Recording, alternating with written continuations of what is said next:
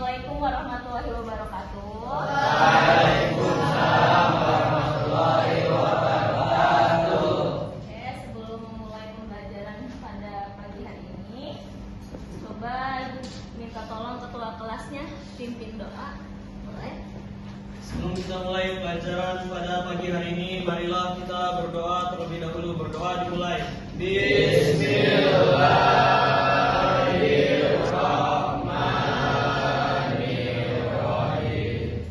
Raditu bil salihina wa bi Muhammadin nabiyya wa rasulah. Rabbi zidni Kalian hari ini.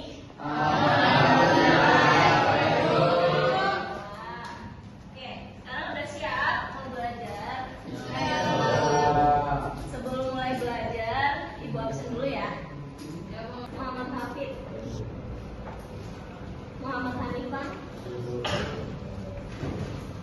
Muhammad Izan, Sahid, Oke. Muhammad Jafar Sodik, Muhammad Rafa,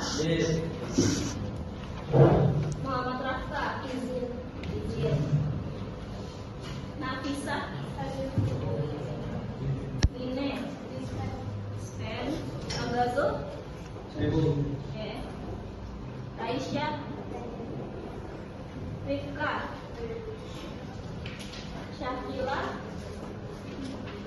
Tumpu Rafata, Sakit.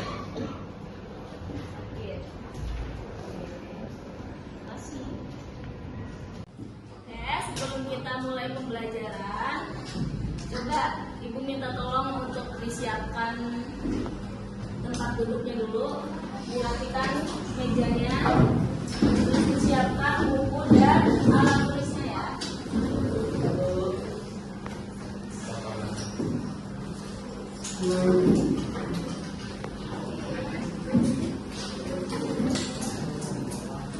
Oh iya, terus tadi yang nggak masuk berarti ada ini ya, Izan ya, kemudian sama Rafata, yang lainnya di scan.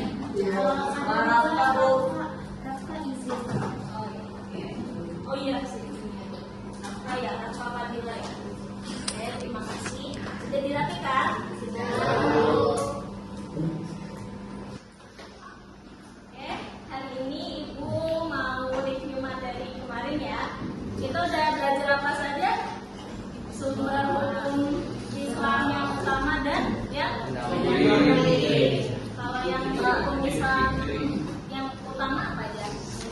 Al-Quran dan Sunnah. Kalau yang mendamping ada Ijma. Oke, sebelum itu Ibu mau review kembali. Coba Maura, pengertian ijtihad itu apa sih? Kalau ijma kan hasil dari kesepakatan ulama. Jadi ijtihad itu proses atau cara para ulama memperoleh kesepakatan tersebut. Biasanya dilakukan kalau ada perselisihan tentang agama. Jadi para ulama itu mencari hukum di dalam Al-Quran, hadis sama ya itu ijma, kesepakatan dari bermusyawarah. Oke, coba sekarang Rifka, kalau mujtahid itu apa sih? Orang yang berijtihad atau ulama yang berijtihad.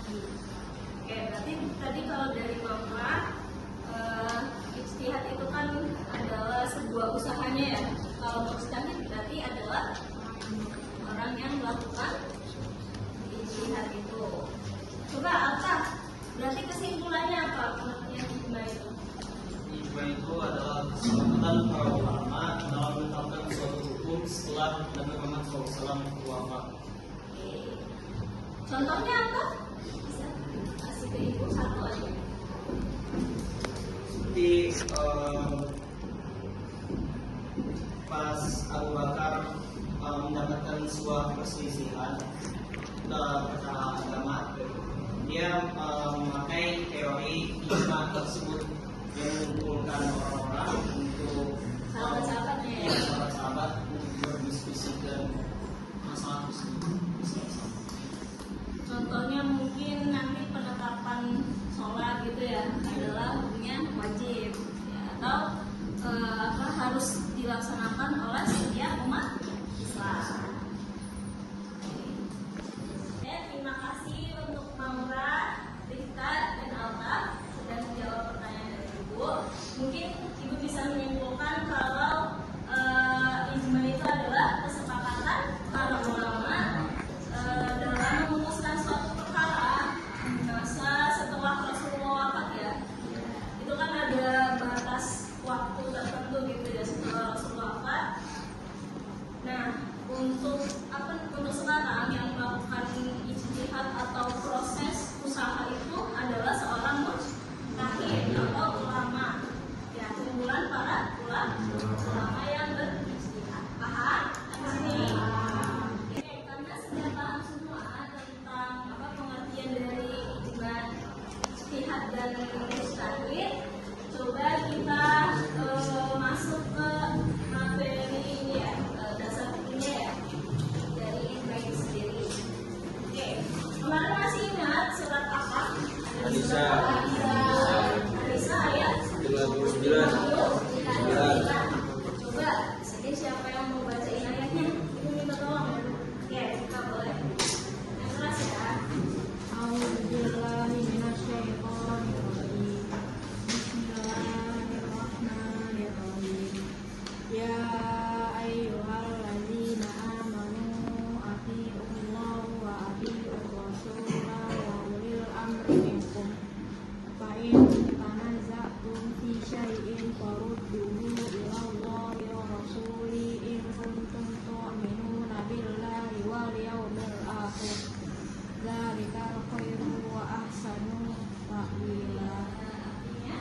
Wahai orang-orang yang beriman, taatilah Allah dan taatilah Rasul Nabi Muhammad serta ulil amri pemegang kekuasaan di antara kamu.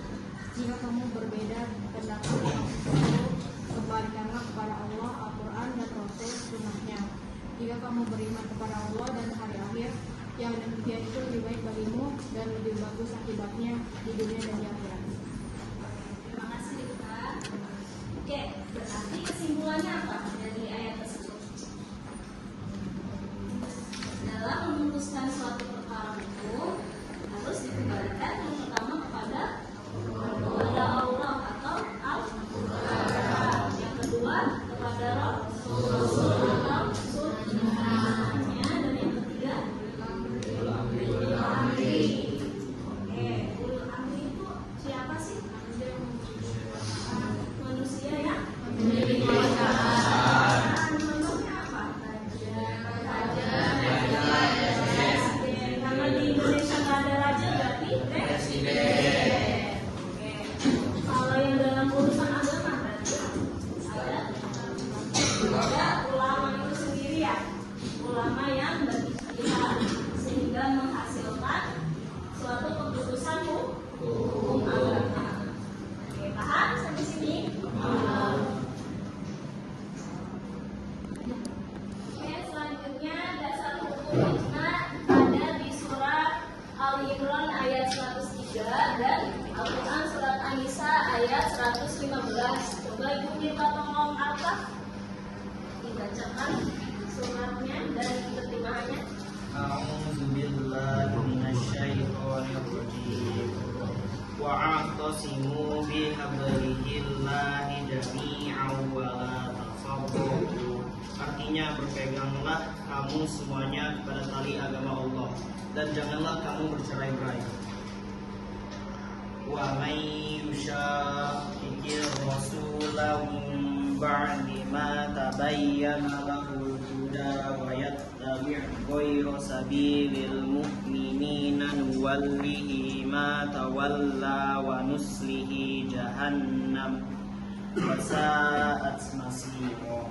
Artinya, siapa yang menentang Rasul Nabi Muhammad setelah jelas kebenarannya, sebaginya dan mengikuti jalan yang bukan jalan orang-orang mukmin, kami biarkan dalam kesesatannya dan akan kami masukkan ke dalam neraka jahanam. Itu seburuk-buruk tempat kembali. Sadaqallahul azim.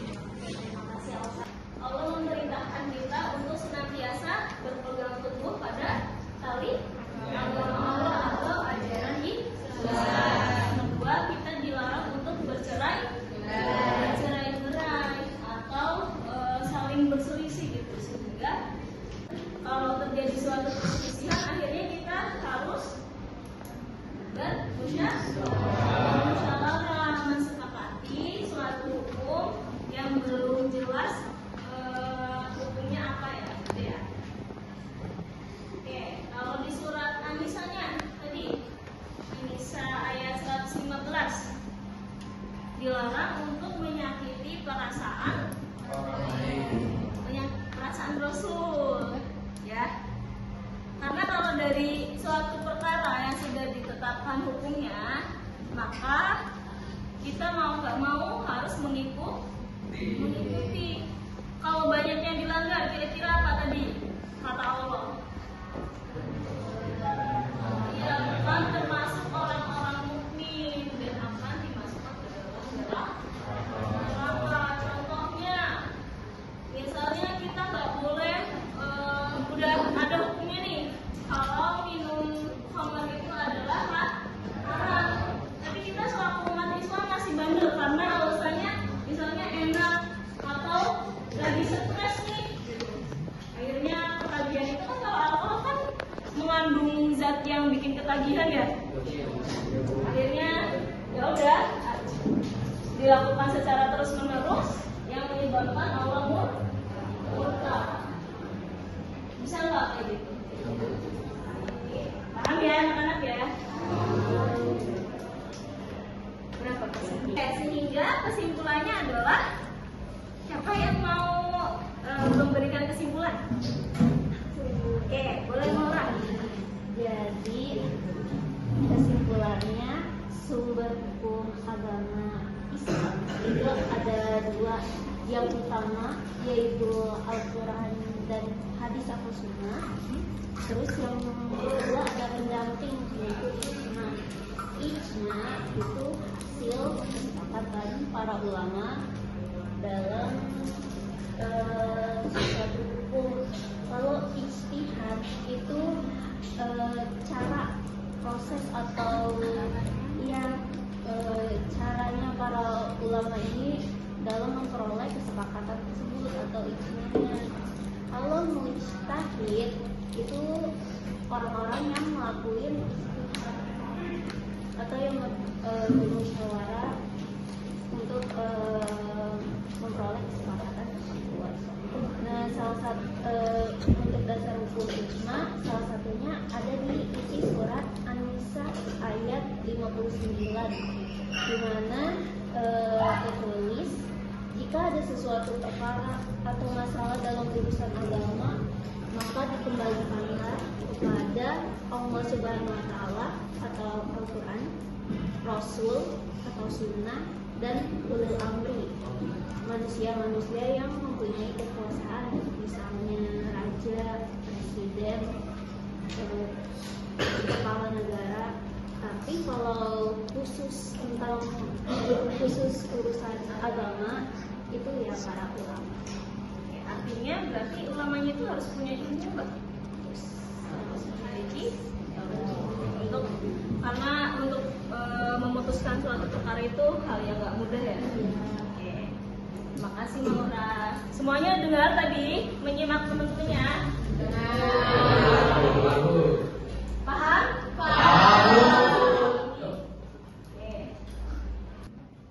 Oke, berarti kesimpulan dari pembahasan kita hari ini, yang pertama apa? Sumber hukum Islam dibagi menjadi dua, yang utama dan pendamping. Yang utama apa tadi? Al-Quran dan Sunnah.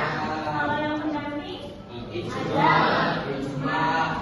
Oke, nanti sebelum masuk ke ijma itu, sebelum masuk,